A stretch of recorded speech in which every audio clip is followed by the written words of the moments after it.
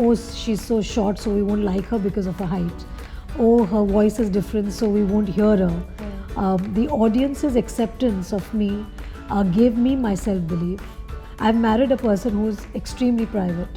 And there is nothing for me to show in my private life through my private album that I can share with my fans, and I think that is disappointing for them, because if I would be on social media, I think that would be an expectation which would not be wrong from their side. We both were parents and we both just spoke about Taimur and Adira all the time. I don't want to be part of a film just because I need to be a sort of ornament in the movie. I would want to be much more than that. I would like to be the whole costume. Whenever I choose a script, I think it's most important for me that the script says something more. It has something for me to tell my audiences, something for my audiences to be inspired from, and something that they feel that, we felt good watching a Rani Mukherjee film. Hello everyone, I'm Rudrani and welcome to Speak Easy. She has completed 25 years in the industry. When you look at her work, you know that she is versatile and she's never afraid to speak her mind. I'm talking about the beautiful Rani Mukherjee. Thank you for joining in. Thank you, Rani. I meant every word, obviously. But for you to reach here, the journey was never easy. And I want people to remember that because you've been a fighter from the day one. Right. So I want you to highlight on that a little bit. So as you said, of course, nobody's journey is like a cakewalk ever. And I've gone through my shares of highs and lows and flops and hits and misses and successes. So I would say it's been quite a khatti meaty journey for me. And what is amazing in the journey is that I have made such wonderful friends for life, true friends for life, true fans for life.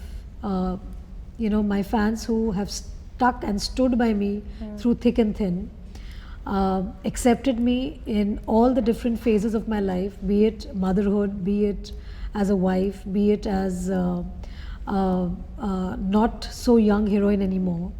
They've stood by me through all the phases of my life, starting when I was 16, when I was so little.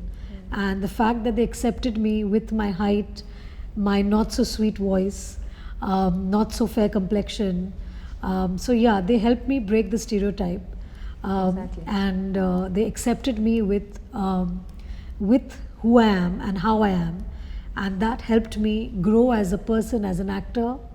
And today I'm here breaking more stereotypes that I can, and giving hope and giving a lot of encouragement and empowerment to a lot of other girls who feel otherwise. Exactly. And for me also, I get inspiration from so many others who are doing the same. And it's always a woman to woman. You keep inspiring each other and you keep moving forward. I don't know, I think you've been beautiful from the day one. And I think the fact that you always accepted who you are, you never tried to alter and listen to the opinions that were given to you to become somebody else. I'm sure there were many, right? Right. So for me, it was a basic understanding. It's like when I came into films, I think there was not much that one could do to alter yourself.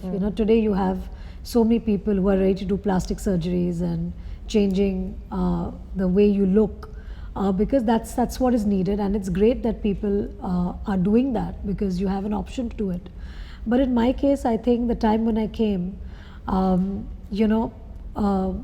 nobody really spoke anything bad about the way I look. Nobody really ever commented on, oh, she's so short, so we won't like her because of her height. Oh, her voice is different, so we won't hear her.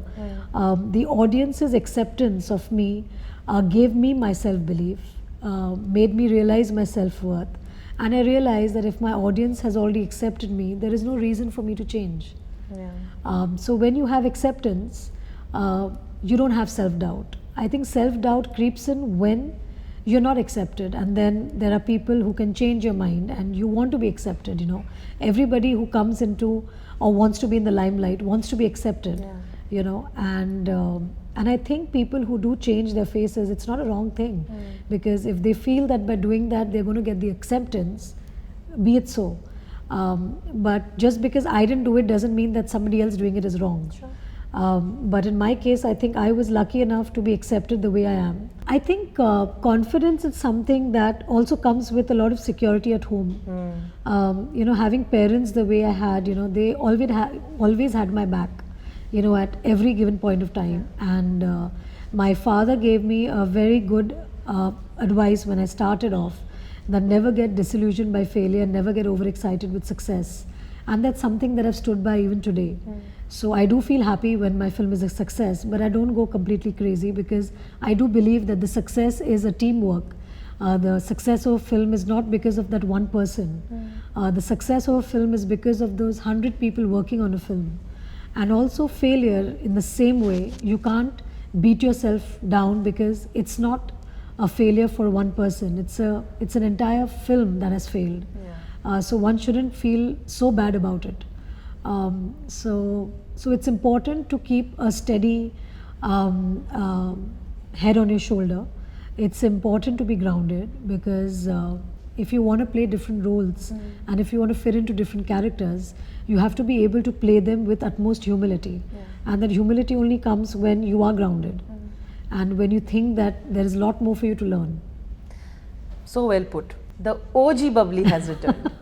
And I am so glad, because nobody else could pull it off. And I think the character has a different fandom, the movie Bunty and Bubbly itself. Yes. When you think of it, right? Do you reminisce about good old days of that, and of course taking the legacy Yes, I forward? do, because from 2005 till now, I think I've only had so much love that I received because of this character, you know, and people remembering it. So yeah, when I did Bunty Bubbly 2, I was just so happy that I was being able to play an extension of a character which I played about 15 years back, which is so amazing that I get back to be playing Bubbly again. And that's something that I think I connect with a lot, because I love her confidence, I love her spunk, I love the way she is, you know, and she's so intelligent in her own way.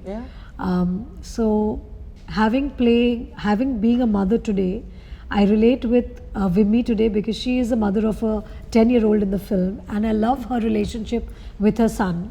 And I love the Mamta Bhari Vimmi in this Bunty Bubbly 2. The dramatic And melodramatic Vimmi that she's become. But what I love about her is that the sedentary life of the 10 years of being good citizens of the country has not made her forget her drama. Her skills. And her skills. You know, and that's what I love about Gone her. skills. Yeah, and I love the fact that she makes eggs in her kitchen with rollers in her hair. Yeah, I know. I just love her. I love that. She's like, listen, I'm still going to look great, okay? Yes, absolutely. And that, of course, you know, you said I'm going back to a character that I played so many years back. I look at this poster and I am so thrilled. And with that, this is age appropriate pairing, and I am so glad for that. Saif and you are appropriately paired. This is true. I think it's like fun, because Saif and me have shared some amazing times together thanks to the films that we shot. You know, we've grown as friends, we've grown as partners in crime, we've grown as people respecting each other's work and our growth in, you know, cinema. We've been people who've really loved each other for who we are. We are very honest with each other, we're very frank with one another. And I think that's the relationship that Saif and me share, where this time around it was more about, you know, parenting. Because we both were parents and we both just spoke about Taimur and Adira all the time. You know? So in between, did you show pictures to each other? Yeah, of course. You always those. Yeah, we were those parents, like completely going gaga over our children. And I think that's the fun of, you know, working with people over the years, because you grow as, you know, people, you grow as friends. And there's a lot of comfort that Saif and me share, you know, in each other's company when we are working. There is a kind of rhythm that we have as, you know, professionals, that when we are on set and we get to play characters, you know, there's that love, that respect, that I would say that comfort level that comes in our chemistry, and that shows very, very clearly. So it's like wonderful working with Saif, and he just keeps all of us entertained all the time, saying silly things and funny things with a poker face. So having Saif and me around is always like a picnic, because either I'm cracking something or some people are cracking up because I've said something or Saif has said something, and we just don't take each other seriously, you know, or ourselves seriously. And I think that's the beauty of working with Saif. And this gives me more hope, you know, Right. and that is why I feel my question is, will we see the sequels where starring the two of you, the No, I original think- OGs? Yes, absolutely. I think I would love to do another film with Saif for sure, because there is a lot of comfort I feel when I work with him.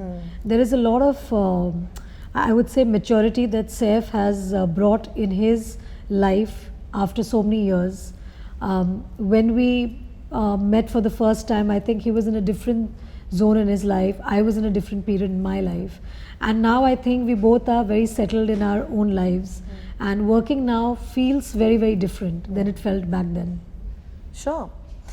You know, we talk about being relevant, right? And a lot of actors are always told that to stay relevant, you must be seen. Now, this is a theory that you have totally debunked. And you have stood by the fact that I will come out when my work is there. And you've always been that person. Yes. This is not because, this is not a new phenomenon post your marriage. Right. I want to know, were you given those advices as well? Of course. And how did you sort of, you know, stick to your guns and say, I will choose the path I See, the decide thing to? is that as a human being, and I think everybody who's listening to this interview will understand, there is only so much that we can do, you know, and there's only so much that we can expect from ourselves, you know. And I have to know where my limitations are, Yeah. you know, and I do believe that I will be a complete bore on social media. I don't think I'll have much to share or much to do. Also, in my life, I think I've been a private person right from the start. Yeah. I've married a person who's extremely private. And there is nothing for me to show in my private life through my private album that I can share with my fans. And I think that is disappointing for them, because if I would be on social media, I think that would be an expectation which would not be wrong from their side. And it would be wrong for me to not give them an insight as to how I live and what I do. So I think that there are certain things which, if you're not going to be able to do it in the best way possible, it's better not to get into it. So for me, I didn't have a choice. And if really the fact was that, you know, being seen, to be relevant is to be seen, and if that had happened with me, I would say I would have had no choice otherwise, because I wouldn't have been able to change myself for trying to be, you know, relevant. I can, on the contrary, try to be relevant with my films. I can try to be relevant with the characters that I play, and that's the best that I can do with my career and myself.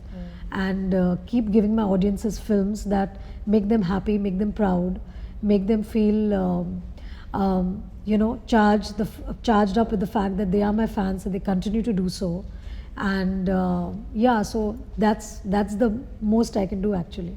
Like you told me last time, said, you know, I need to leave Adira in the house and come out for me and work in the sets. It has to be phenomenal. Yeah. It has to be worth something. Yeah. So I want to know the kind of scripts that you see, and do you really think that they are willing to go ahead and put all their money on female actors today, or is there still a little bit of tokenism that lies there?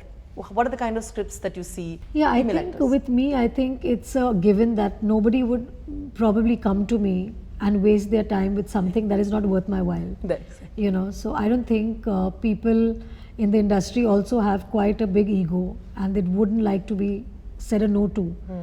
So I'm sure many people don't come to me only with that in mind, because they know that I wouldn't really do a film just because I want to be seen, or I want to do a film because that's something that I want to do as a time pass or something like that.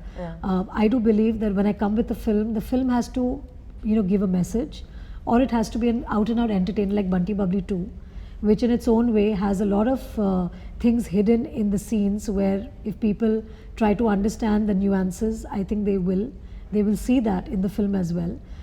There's a lot being spoken about a middle-aged woman who is past her prime in Bunty Bubbly 2, and how she is struggling and fighting to get that back, and her own insecurities that creep into a marriage and into a person's personal life.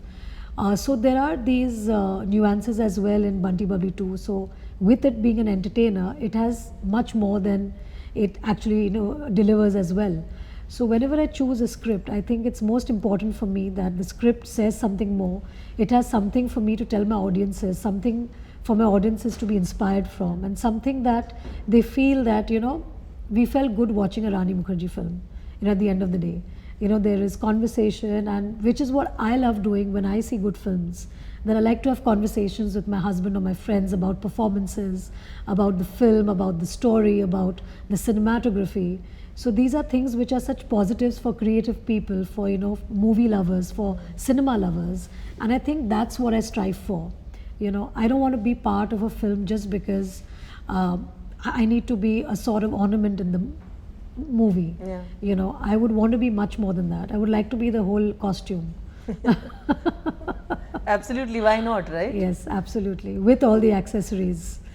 I also feel like this is special to you because I think, like you said, Adira is probably going to watch this one, isn't it? She's watched it. She's watched it already. She's watched it and she loves it, and she wants to watch it again. And she has a special connection to it because she has been part of few of my shoots. And she's also helped me style me in this movie. So cute, really? Yeah. Which one? So if you see the part in Abu Dhabi, there's a huge contribution of Adira's. Really? Absolutely. You're not kidding. Not at all. What did she she is a do? true diva, a fashionista in her own love right. it. Yeah. Just got it from her mama. this is where it exactly fits. But thank you so much. Thank you. It's lovely chatting with you always, and all the very best. I love the trailer, Thank and I think the magic of Rani Mukherjee will never fade. Thank you. Thank you so much, Rani.